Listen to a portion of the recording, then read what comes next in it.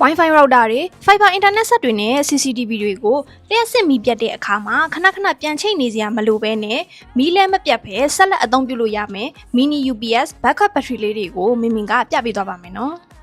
ဘာမစွန်ကနေထွက်ရှိထားတဲ့ Model BU နေရာကတော့ဘက်ထရီက 2000 mAh ပါတဲ့အတွက်မီးပြတ်ရင် router တစ်ခုတည်းဆိုရင်10နာရီကြာအထိခံနိုင်ရှိပါတယ်။ PoE port ပါတဲ့အတွက်အပြင်မှာတက်ထားတဲ့ outdoor Wi-Fi receiver တွေနဲ့နောက်ဝက်ကြိုးနဲ့ချိတ်သုံးတဲ့ IP camera တွေအတွက်ပါအဆင်ပြေပါတယ်။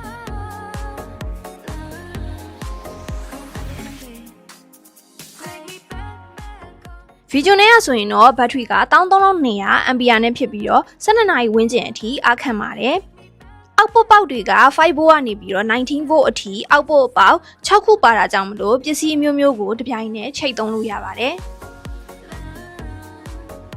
အခြားဒီပရိုတွေက Mini UPS တွေကတော့ဘက်ထရီ16000 ampere နဲ့1000 ampere နှစ်မျိုးရရှိပါမယ်။သူ့မှာက Type C output ပါတဲ့အပြင် PoE အပေါက်လည်းပါပါတယ်။